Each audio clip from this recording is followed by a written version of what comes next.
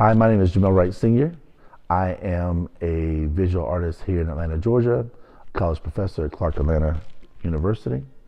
I have been in the Atlanta area for over 30 years. And through my voyage through Atlanta, I have been making different types of art, including spoken word that then bridged into painting. The painting that you see before you, Reborn 17, began in 2017 from a first series called In Transit. And that series is talking about the Great Migration, how African Americans moved from the South to the North in order to receive more opportunities during the Jim Crow era. So when you're looking at the piece, you see these Dutch wax fabrics.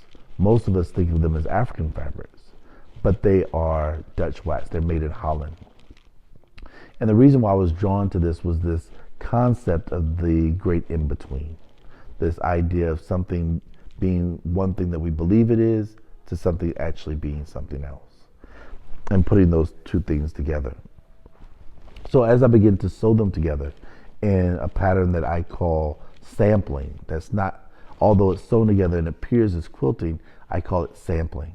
Just like hip hop, how you sample the best parts of something and you graft them together. So then as I begin to graft them together in sampling, then I begin to drape them, and then I begin to paint my pattern on top of it. So what you have is a certain level of depth where you have a pattern on top of a pattern. And then after that pattern, then I add the pouches. So these pouches come from this idea of gris-gris bags, that during the Great Migration, African Americans kept these gris-gris bags, which were small leather pouches that kept their rabbit's foot or amulet from a grandmother or perfume.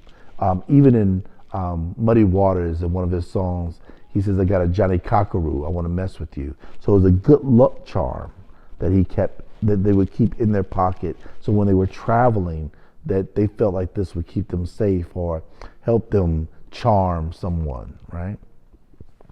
So I put these pouches on there. And then the final step is adding red clay, this Georgia red clay.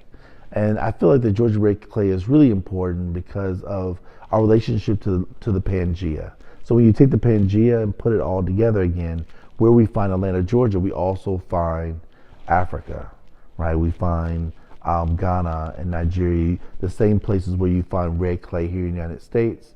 You find the red clay there if you were to put it all together. So it creates this imaginary land bridge that allows us all to go home. So by the red clay and then adding the strings, allowing the strings to come down, those strings act as filaments like those of the orishas, where they create like a halo around the piece.